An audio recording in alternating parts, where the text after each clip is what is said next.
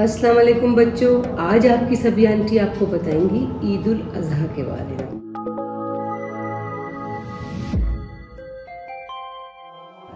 ईद उल अज़हा को हम लोग नॉर्मली बकरीद कहते हैं। देखिए, ईदें हमारी दो होती हैं, एक होती है ईद उल फितर और एक होती है ईद उल अज़हा। ईद उल अज़हा जो है, ईद उल फितर पे तो रमज़ान के बाद आती है, वो खुशियाँ ही अलग होती हैं, लोग मीठे बनाते हैं, एक दूसरे घर विज़िट करते हैं, ईदी मिलती है। लेकिन इस ईद पे क़ुरबानी को हम ज़्यादा प्रेफरेंस देते हैं, क्योंकि क़ुरबानी सुन्नत इब्राहीम है। हम हज़रत इब्राहीम अलैहिस्सलाम की सुन्नत अदा करते हैं, जो कि हर एक पे जो साहिब हैसियत है उस पर वाजिब है। मतलब ये क़ुरबानी करना बहुत ज़रूरी होता है। ये हज का भी एक रुकन है, जो कि आखिर में जब हज ख़त्म हो जाता है तो क़ुरबानी करनी होती है। अच्छा, हज़रत इब्राहीम अलैहिस्सलाम जो है वो अल्लाह ताला के वो नबी थे जिनको हर उम्मत के लोग जो हैं वो मानते हैं। कोई भी उम्मत हो, कोई भी रिलीजन हो, वो उनको मानते हैं।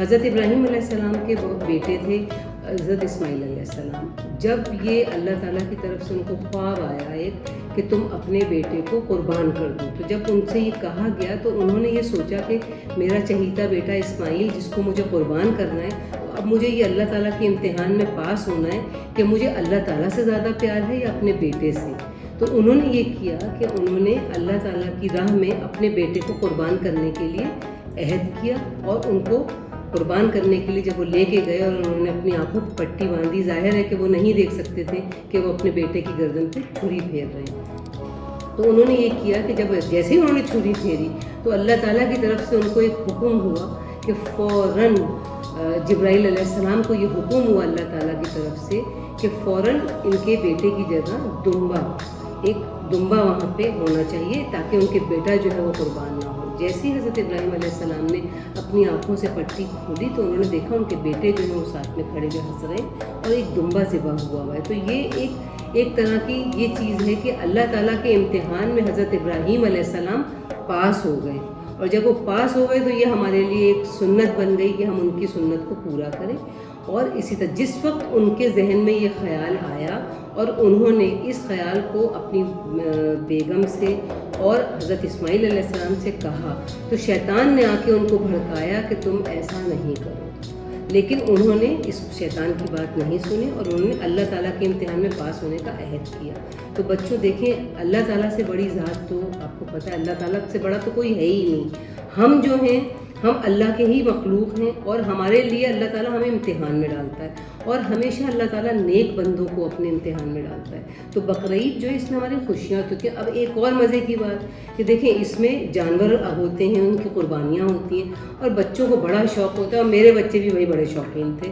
एक हफ़्ता पहले 10-10 दिन पहले लाके जानवर को रखते थे, गाय है, बकरे हैं। तो देखें, ये चीज़ बहुत अच्छी है, लेकिन चूँकि आजकल पेंडेमिक का दौर है, आपको पता है कि कोरोना कम हुआ है लेकिन ख़त्म नहीं हुआ है।